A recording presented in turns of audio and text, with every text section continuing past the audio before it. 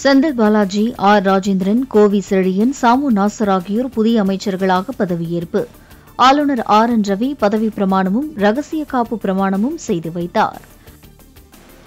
We. Senthil Balaji எனும் நான் சட்டப்படி அமைக்கப்பெற்ற இந்திய அரசியலமைப்பின்பால் உண்மையான நம்பிக்கையும் மாறாப்பற்றும் கொண்டிருப்பேன் என்றும் இந்திய நாட்டின் ஒப்பில்லாத முழு முதல் ஆட்சியையும் ஒருமையும் நிலைநிறுத்துவேன் என்றும் தமிழ்நாட்டு அரசின் அமைச்சராக உண்மையாகவும் உளச்சான்றின்படியும் என் கடமைகளை நிறைவேற்றுவேன் என்றும் அரசியலமைப்பிற்கும் சட்டத்திற்கும் இணங்க அச்சமும் ஒருதலை சார்புமின்றி விருப்பு வெறுப்பை விலக்கி பலதரப்பட்ட மக்கள் அனைவருக்கும் நேர்மையானதை செய்வேன் என்றும் உளமாற உறுதிமொழிகிறேன்.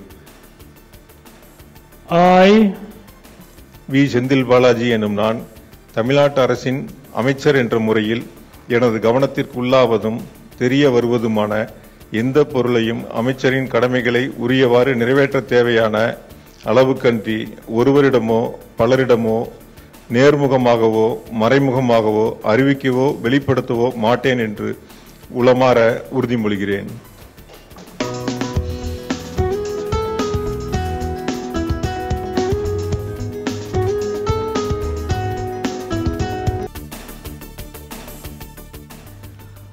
முதலமைச்சர் மு க ஸ்டாலின், துணை முதலமைச்சர் உதயநிதி ஸ்டாலின் முன்னிலையில் 4 புதிய அமைச்சர்கள் பதவியேற்பு.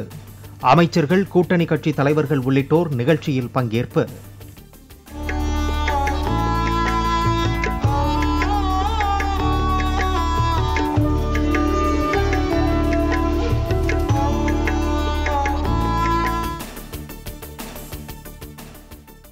மீண்டும் அமைச்சராக பதவியேற்றுள்ள செந்தில் பாலாஜிக்கு மின்சாரம் மற்றும் மதுவிலக்கு ஆயத்தீர்வைத்துறை ஒதுக்கீடு. ஆவடி சாமு நாசருக்கு சிறுபான்மையினர் நலன் மற்றும் வெளிநாடு வாழ் தமிழர் நலத்துறை ஒதுக்கீடு.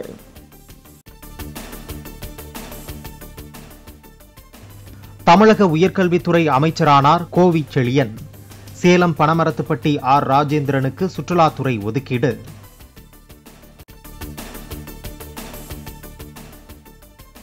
மன் கி பாத் நிகழ்ச்சியின் 10ஆம் ஆண்டு நிறைவு விழாவில் பிரதமர் மோடி நாட்டு மக்களிடம் உரை. தூய்மை இந்தியா திட்டம், நீர் பாதுகாப்பு உள்ளிட்டவற்றில் நாடு கண்ட வளர்ச்சியை குறிப்பிட்டு பிரதமர் மோடி பெருமிதம். துணை முதலமைச்சராக நியமிக்கப்பட்டுள்ள உதயநிதி ஸ்டாலின் முதலமைச்சரை சந்தித்து வாழ்த்து பெற்றார். உதயநிதி ஸ்டாலினுக்கு அமைச்சர்கள் உள்ளிட்டோர் வாழ்த்து தெரிவித்தனர்.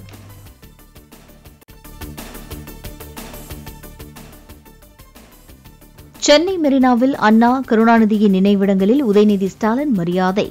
வேப்பேரியில் உள்ள பெரியார் நினைவிடத்திலும் மரியாதை செலுத்தினார்.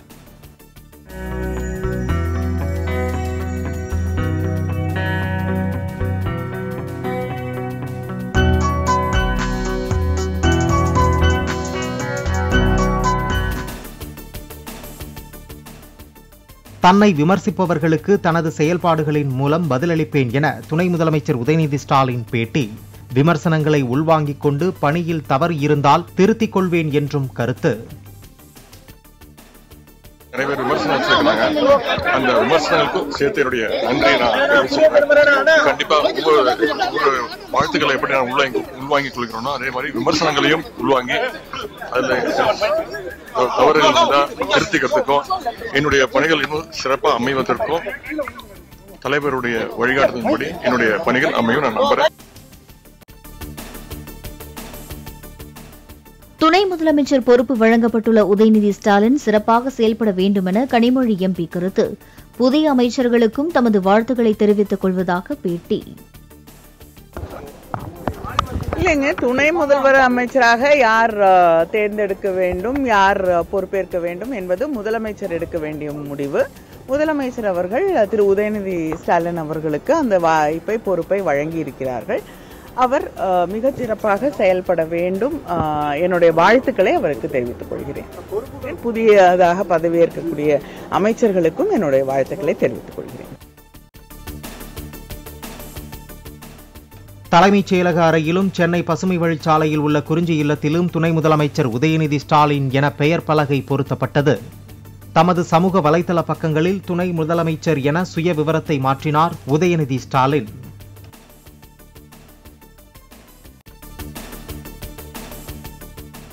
சென்னை பசுமை வழிச்சாலை இல்லத்தில் துணை முதலமைச்சர் உதயநிதி ஸ்டாலினுடன் டிஜிபி சங்கர் ஜிவால் சந்திப்பு.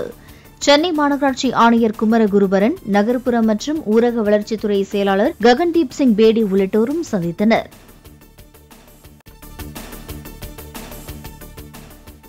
சென்னை மெரினாவில் உள்ள பேரறிஞர் அண்ணா, கலைஞர் கருணாநிதி நினைவிடங்களில் புதிய அமைச்சர்கள் மரியாதை. செந்தில் பாலாஜி, கோவி செழியன், ஆர் ராஜேந்திரன், நாசர் உள்ளிட்டோர் மலர்கள் தூவி மரியாதை செலுத்தினர். புதிய அமைச்சர்கள் பதவியேற்பு விழா நிகழ்ச்சியில் அமைச்சர்கள் பழனிவேல் தியாகராஜன், சிவசங்கரன் பங்கேற்கவில்லை. அமைச்சர் பதவியிலிருந்து விடுவிக்கப்பட்ட மனோ தங்கராஜும் நிகழ்ச்சியில் கலந்து கொள்ளவில்லை.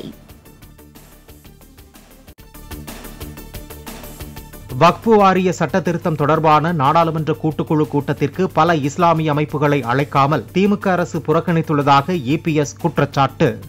ஆதரவான சில அமைப்புகளுக்கு மட்டும் அழைப்பு விடுத்து பல அமைப்புகளுக்கு அழைப்பு விடுக்கவில்லை என்றும் விமர்சனம்.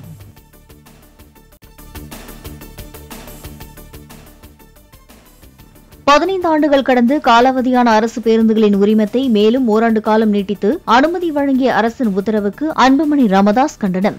மக்களின் உயிரோடு விளையாடாமல் காலாவதியான பேருந்துகளின் உரிமத்தை ரத்து செய்து புதிய பேருந்துகளை வாங்க வேண்டும் என வலியுறுத்தல். நாமக்கல் மாவட்டம் வெப்படை அருகே ஹரியானா கொள்ளையர்களை பிடிக்கும் போது படுகாயமடைந்த இன்ஸ்பெக்டர், சப் இன்ஸ்பெக்டர்.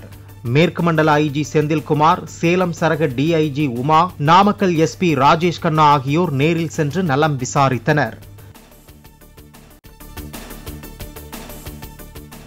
நாகப்பட்டினம் மாவட்டம் அக்கரைப்பேட்டை மற்றும் செருதூர் பகுதிகளைச் சேர்ந்த மீனவர்களுக்கு இடையே நடுக்கடலில் மோதல்.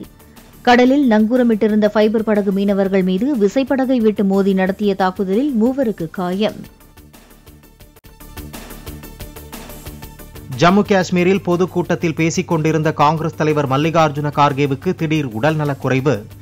மேடையில் உடல் நடுக்கத்துடன் மயங்கி விழச் சென்றவரை தாங்கி தண்ணீர் அளித்து ஆசுவாசப்படுத்திய நிர்வாகிகள்.